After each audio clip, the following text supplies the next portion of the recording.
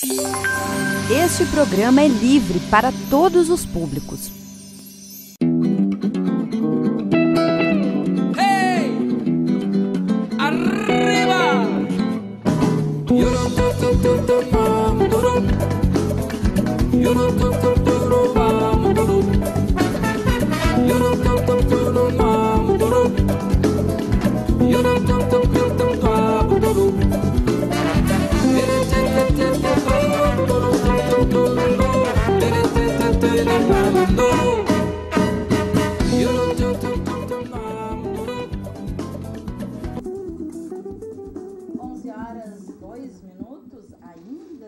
Agora estamos. 11 horas, 2 minutos. Estamos no ar com mais uma edição do Paralelo 30, nessa segunda-feira, 9 de março de 2020. O meu erro nunca é de um, Rafa, o erro é nosso. Errinho meu aqui. É tudo nosso. Abriu o microfone errado. Tudo nosso, não tem problema, te confundi, não troquei nada. Bom dia, Rafa. Muito bom dia. Muito bom dia, bom dia vamos lá. A todas e todos que nos ouvem, que nos assistem. Bom dia a Vinícius Rocha, xaropinho, que está aí sempre muito cuidadoso com as nossas câmeras. E a Maria de Lourdes, que está se fazendo presente nesse momento, se reposicionando no estúdio. Muito bem. O Vinícius está ciceroneando, assim, fazendo as honras. Pronto, estamos todas e todos posicionados aqui para começar o programa desta segunda-feira, 9 de março. E a nossa pauta hoje é uma análise da conjuntura do cenário político, né, das questões sociais também e dos movimentos, né, da luta do março, que tem a Frente Brasil Popular está chamando aí para 3 datas de luta. Vamos falar de tudo um pouco. E o convidado de hoje é Halley Lino de Souza, e temos a honra, inclusive o Halley tem a honra de ter Maria de Lourdes junto na mesa, porque ela veio para outro motivo, porém, né, Maria, assim, quando ela tá, a gente aproveita e traz ela sempre com a gente. Então, vamos fazer uma avaliação aqui com estes 2 convidados. Isso aí. Nessa manhã de segunda. Halley, bom dia. Bom dia, Deca. Um beijo, uma saudação especial à minha companheira, amiga Maria de Lourdes Louze, Rafa e o querido amigo Xaropinho, que estava aqui, mas já saiu. Mas ele volta, certo? E mandar um salve também para Pedro Paio, que está nos colocando no ar pela FURIC TV. Te pedir só que tu bote um pouquinho mais pra frente só o microfone. Agora aqui. É que ele ainda está comedido. Sim. Meu queridos, muitas coisas vêm acontecendo, né, e num tempo, num timing que a gente não dá conta, por vezes, de noticiar, de avaliar e analisar aqui, e faz um bom tempo que tu não vens aqui, então queremos te ouvir. Né? É verdade. Essa conjuntura, ela é algo absolutamente incompreensível. Não, eu não digo dos seus conteúdos, daquilo que ideologicamente está em disputa, que a gente vem uma sequência de atos e a gente mais ou menos consegue diagnosticar. Mas a velocidade com que acontecem esses atos e as novidades que se mostram no cenário político, elas nos fazem buscar muitas vezes, eu tenho feito isso, buscar na leitura, buscar nos argumentos da sociologia, da filosofia, alguma resposta para essa loucura que nós estamos vivendo. Estamos buscando. Eu já vou antecipar uma questão aqui. Quando o presidente da República incita, foi isso que ele fez, né, o presidente Bolsonaro, a movimentos de rua contra um Congresso que aparentemente não fez nada mais do que ele mesmo pediu, presidente, porque, vamos lá, o que de bom para o povo brasileiro, o senhor presidente mandou para o Congresso e o Congresso disse que não ia aprovar? Nada. Tudo que o presidente da República, Jair Bolsonaro, mandou, reforma da Previdência, as próprias emendas impositivas, as ditas emendas impositivas, que era, foi a própria família e o partido do atual presidente que defendeu. Então, é algo absolutamente inusitado, e mais inusitado ainda é quando uma parcela significativa da população começa a dizer: é isso aí mesmo, presidente, temos que ir para a rua para fechar o Congresso e fechar o STF. Mas por que, cara pálida? A gente pergunta os porquês. Aí eu dizia no início, eu tenho me dedicado a algumas leituras que eu acho que é importante. Tem um camarada que escreveu sobre as razões filosóficas e psicológicas do surgimento do bolsonarismo.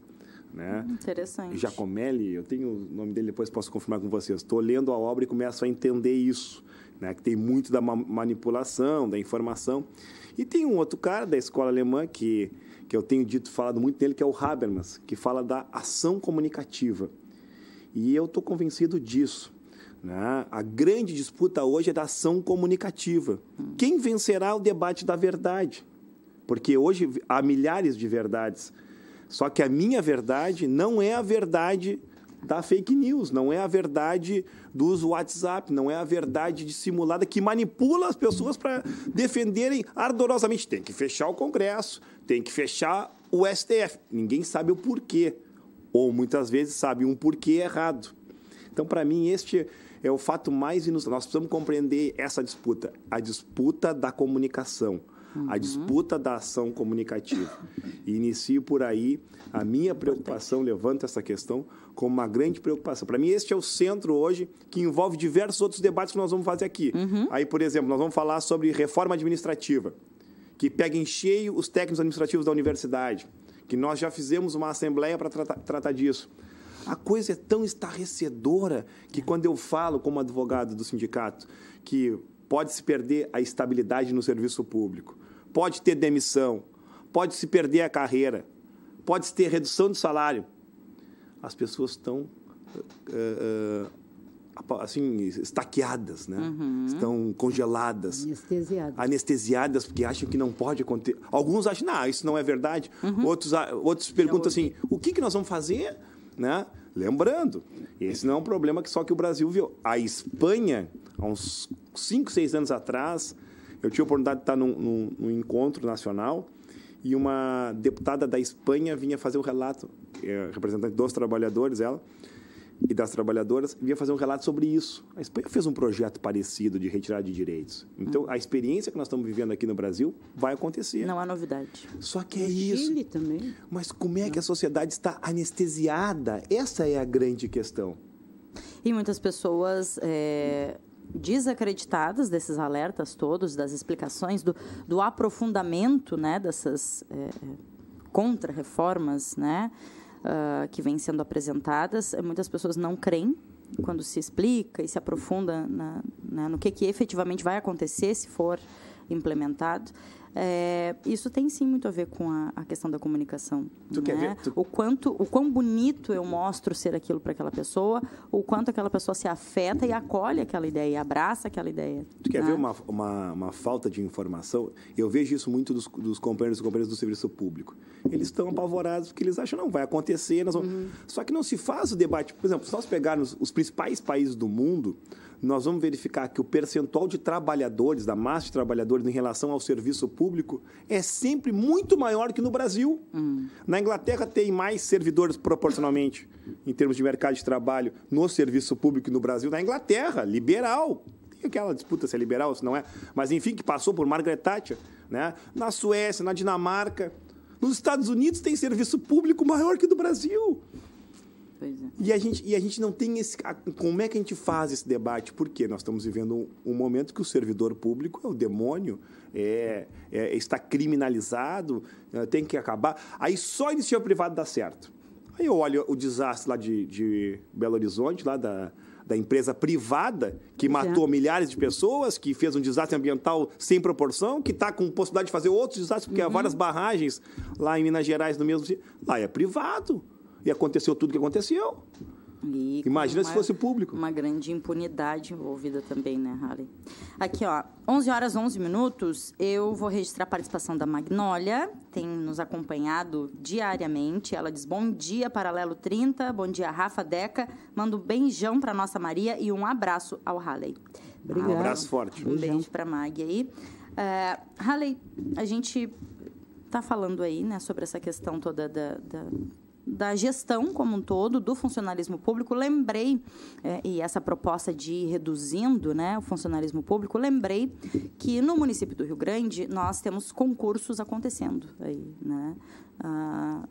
Penso que, por óbvio, isso mostra que a gente vem reafirmando aqui que, apesar de chegarem, sim, as dificuldades da conjuntura no município do Rio Grande, ainda assim, a gestão, né, se tenta, né, e faz todo o possível para não ceder e não funcionar da mesma forma como Estado, né, governo federal e etc. Então, temos concurso público aberto, temos servidores públicos com salário em dia, e sabemos das grandes dificuldades que a gestão vem enfrentando para que tudo se mantenha dentro da ordem e né, dentro do mínimo de respeito, né, às pessoas, à população que vive no município do Rio Grande, aos trabalhadores e trabalhadoras também do serviço público em Rio Grande. Inclusive, né? Sofrendo o boicote por parte de vereadores e vereadoras, né?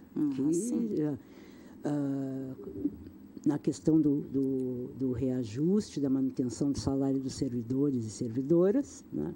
Precisou ir ao judiciário para garantir, né? Porque os votos, né? A proposta elaborada por um vereador retirava a possibilidade da manutenção desse reajuste de lei, né? De direito dos servidores. De direito, né? Eu penso que essa Constituição, essa visão, né, de Estado mínimo,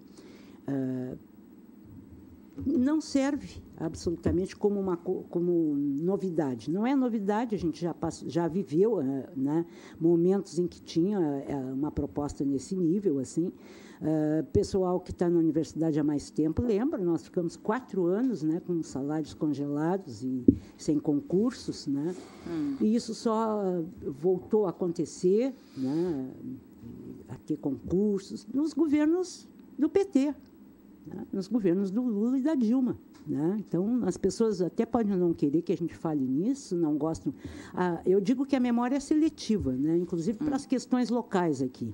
Né? Eu tenho postado memória seletiva. Tenho buscado publicar questões que a gente publicou há mais tempo, há 2 anos, 3 anos, dando conta do número de escolas construídas, as crianças nas escolas, concursos. Né? Então, o Rio Grande está na contramão dessa política nacional e estadual. Né?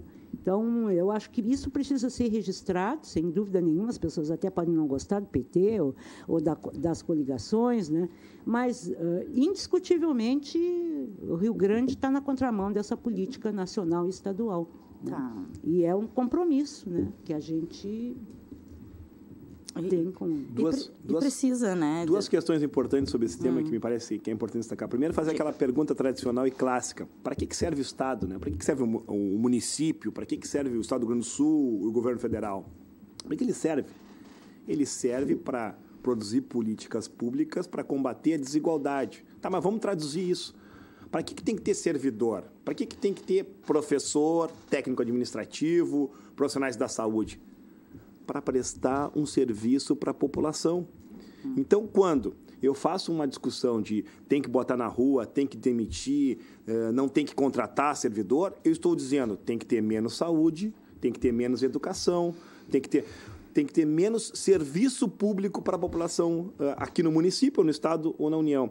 E aí vem a segunda questão que é importante falar. É importante dizer que em 2016 o país sofreu um golpe que derrubou uma presidenta eleita democraticamente e que, a partir dali, todo o orçamento público foi congelado com a emenda constitucional 95, que tirou os recursos do povo brasileiro. A gente fala isso para as pessoas entenderem. Porque nós vamos pegar aqui, o município do Rio Grande, ele é um ponto fora da curva. Porque diante dessa crise toda, onde o Estado não paga salário, onde vários municípios atrasam, agora há pouco Pelotas mesmo fez lá uma lei lá para retirar direitos, porque teve que refazer os planos de carreira para tentar pagar salário em dia. E aqui nós estamos na contramão dessa maré totalmente negativa em termos de administração pública. A opção que se faz é o quê? Serviço público de qualidade. São mais de 1.000 servidores, sejam da saúde, da educação ou da administração dos técnicos administrativos dentro da administração ou operários que estão melhorando o serviço público. Então, esse é importante. Tem um dado da educação muito legal. Nós perdemos quase 70 milhões em termos de retorno do polo naval, porque quando deram o golpe na Dilma, acabaram com o polo naval em Rio Grande. Muitos políticos, inclusive aqui de Rio Grande, cruzaram a mão. Com certeza. Agora é época de eleição, querem aparecer, mas eles foram favoráveis por omissão a esse fechamento do polo naval em Rio Grande. Lembrando, o polo naval em outras cidades está funcionando. Mas nós perdemos 70 milhões aqui, Deca. E um dado que talvez o nosso telespectador que está nos assistindo não saiba, em torno de 40, 45 milhões nós recuperamos, sabe como? Abrindo vagas na educação pública. São 12 escolas, são quase 1.000 trabalhadoras da educação que foram contratados e que com isso elevou o índice de retorno nosso do Fundeb, do MDE. Ou seja, houve uma certa compensação no orçamento por capacidade de gestão para ampliar vagas na educação. Então, assim, nós estamos combatendo a crise com inteligência. Essa é a grande questão do município. Como é que o município consegue fazer tudo isso? Porque ao criar mais 12 escolas, ao ampliar o número de vagas, ao botar mais profissional, conseguiu obter um repasse maior para o seu orçamento, compensando a crise que foi criada no âmbito nacional com o golpe. Outros municípios não fizeram isso. Não, e o próprio governo do estado, a gente vem acompanhando a situação das escolas também. Tem perdido dinheiro? Sim. Não, e as escolas estaduais no município do Rio Grande, a gente já conversou com a representação do CEPERS algumas vezes, a Andréa vem aqui e tem toda uma luta para que se consiga manter as escolas em funcionamento, uma precarização, né, dos recursos, tanto para professores e professoras, quanto para alunos e alunas, né, comunidade escolar das escolas do estado. O Estado do Rio Grande do Sul está fechando escolas. Aqui como fechou aqui em Rio Grande, o município teve que assumir. E aí, ao fechar escolas, perde dinheiro do Fundo Nacional. Essa é a grande questão. É uma incapacidade de gestão. E uma questão que também assim, preocupa bastante, e a gente tem trabalhado, né, no âmbito da estrutura do município, é com ampliar, né, o cadastramento do cartão SUS, né? Porque há uma deliberação do governo federal de que os repasses para a saúde se darão mediante o número de pessoas inscritas no cartão, né? No sistema. Né? Então, em todas as ações que a gente tem feito, tem procurado colocar essa questão, né? De incentivar as pessoas a fazer o seu cadastramento no Sistema Único, porque, na verdade, é quem sustenta, né, quem atende a população efetivamente. Né? Inclusive, os atendimentos de alta complexidade não são os convênios privados, né, outros convênios que não o SUS, que bancam.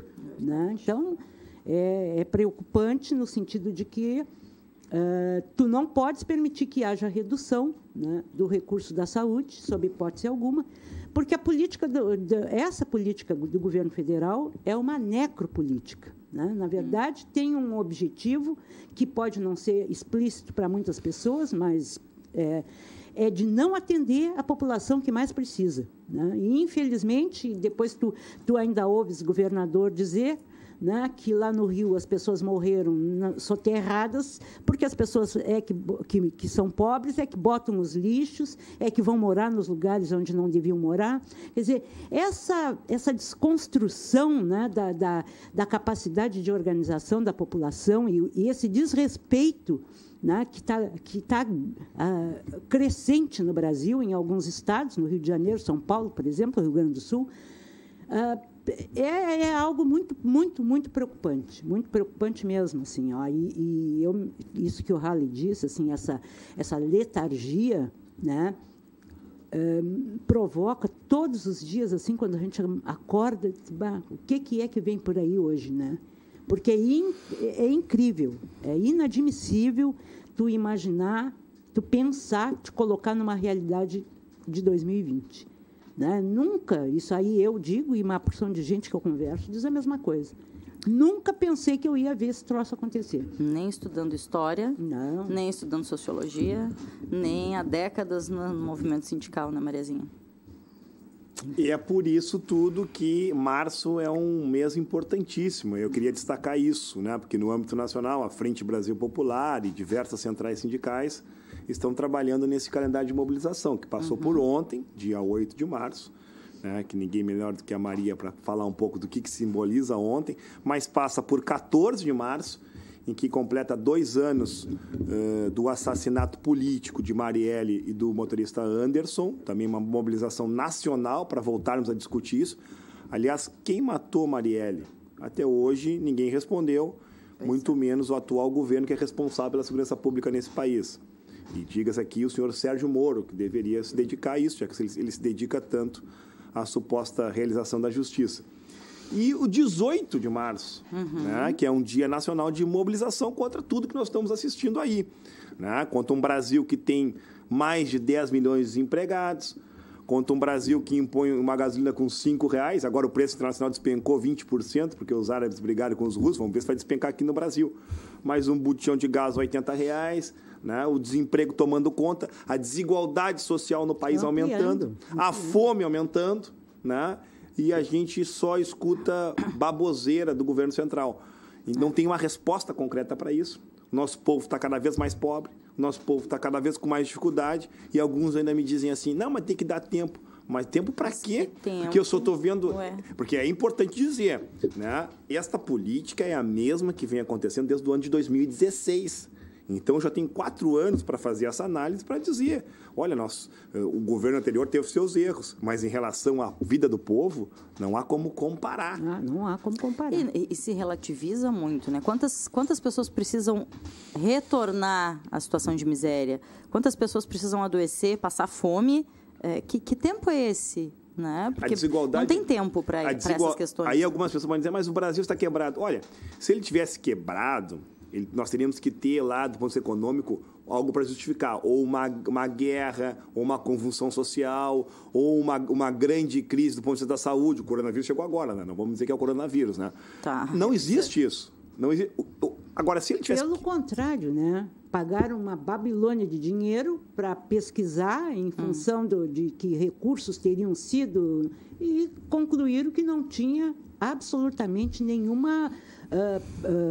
veracidade naquilo, né? Só que esse tipo de informação, né, infelizmente, nem sempre chega para as pessoas pelos grandes meios de comunicação, né, que são usados diariamente. Não, eu ia arrematar isso dizendo o seguinte, se o Brasil tivesse quebrado, os bancos não tinham batido o recorde de lucro. O Rafa pode pegar para nós aí no Google o que foi o lucro bancário em 2019. Não que os bancos não lucrem nesse país há muito tempo.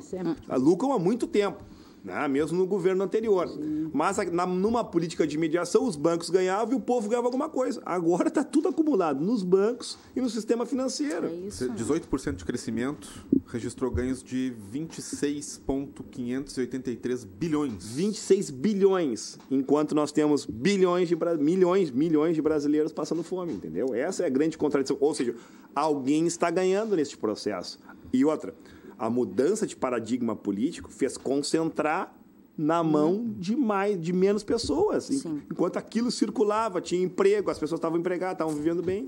Deixa eu... Vai lá, Marezinha. Não, uma questão assim que é bem simbólica, né? Foi publicado que algumas grandes empresas, como a Havan, a Marisa, etc., tiveram uma queda de arrecadação flagrante, né? E aí, assim, quem é que compra nessas lojas populares? Sim.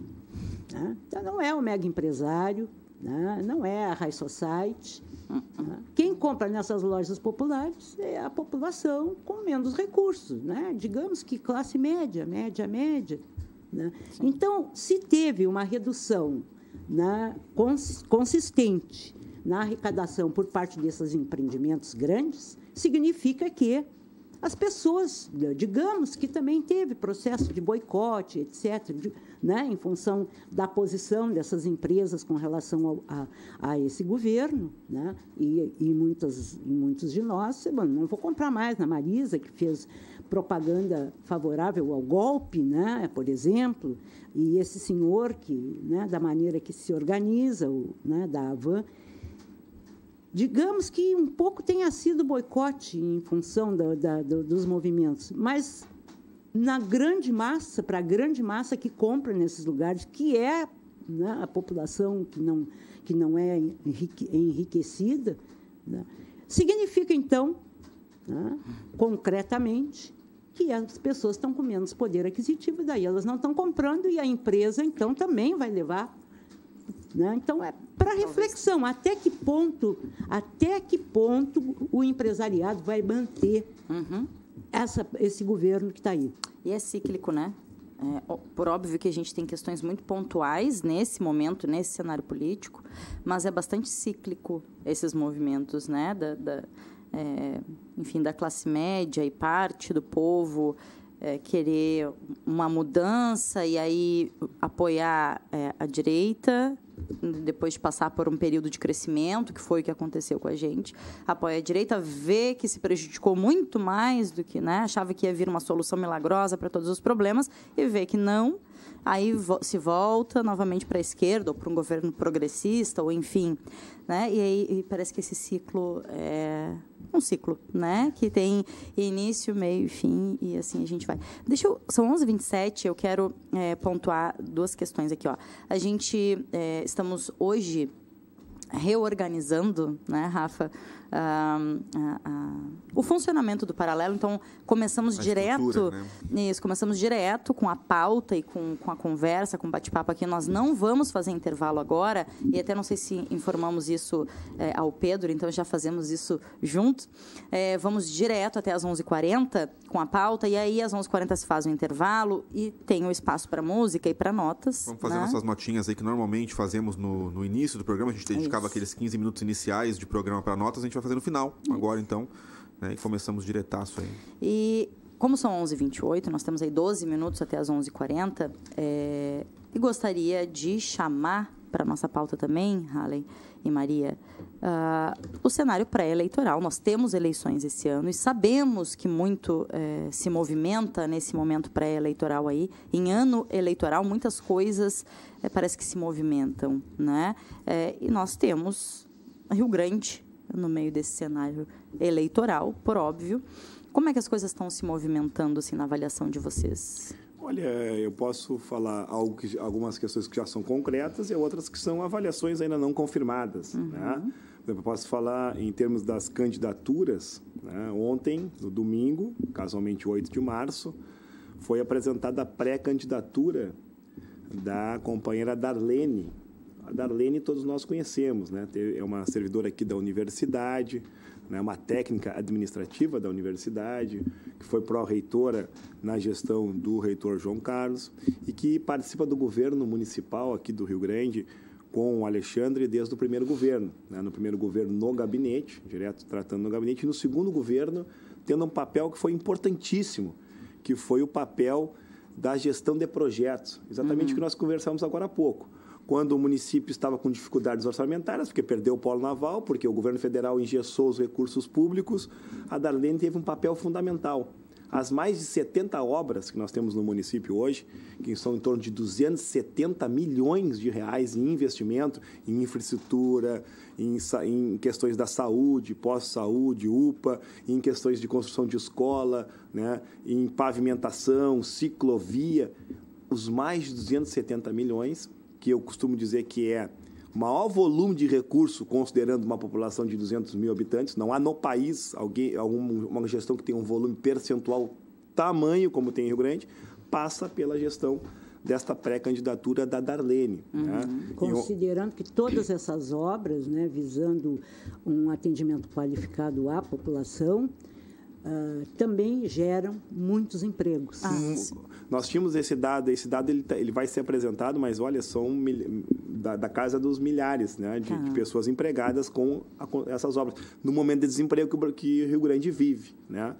E ontem também foi confirmada a aliança que deve contar com o PCdoB, com o PV, com o PSB e também com o Cidadania, que já faz parte da atual gestão, na vice-prefeitura do Renatinho, que é confirmado também como pré-candidato. Então, esta frente partidária deve apresentar a sua nominata, vai apresentar a sua nominata com a Darlene, candidata a prefeita, e com o Renatinho, candidato a candidato não, são pré-candidatos. Sim, né? sim. Nós estamos em um período de pré-candidatura, porque não abriu ainda o período para registro das candidaturas. O que se verifica dos outros partidos é alguns indicativos, né? Não há nomes ainda definidos, mas a gente tem nomes fortes aí em outros setores que nós estamos aguardando aí para ver como é que... As confirmações para como é que vai se organizar aí a questão do mapa político da disputa municipal. Tá bem. 11h32.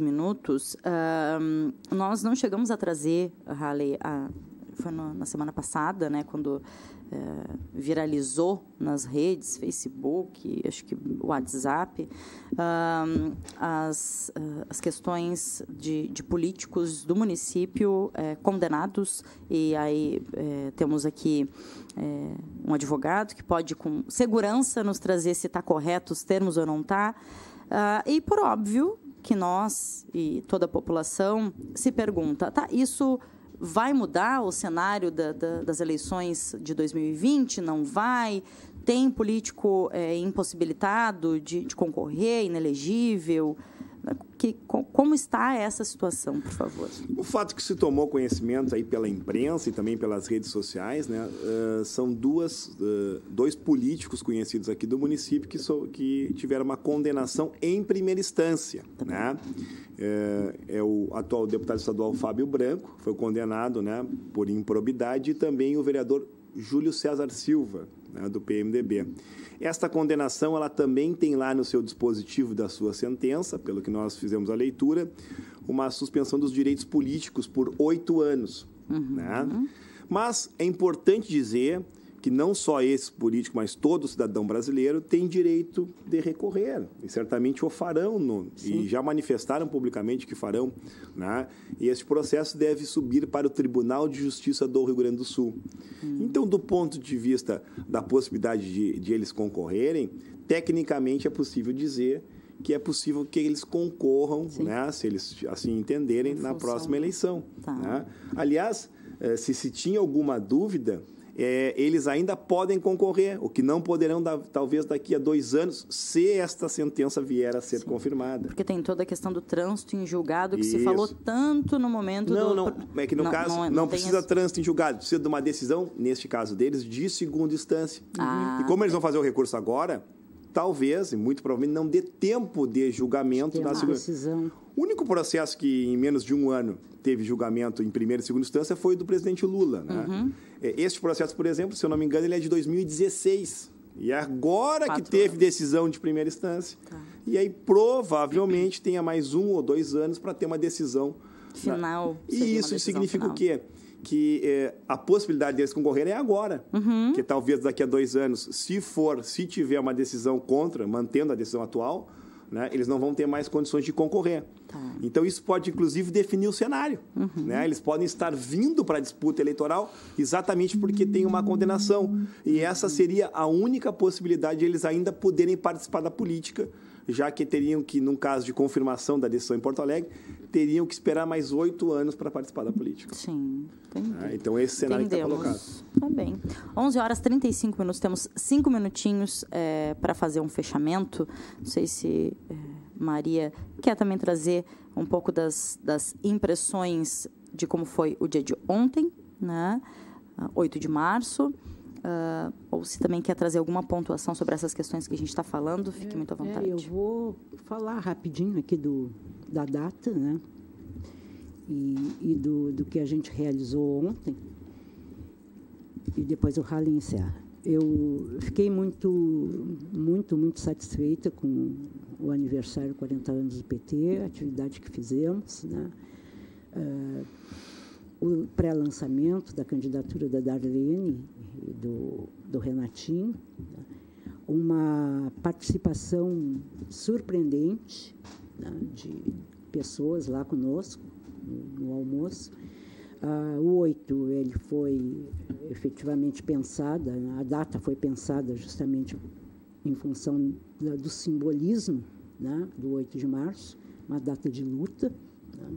Eu falava ontem lá, 1910, primeiro 8 de março. Né?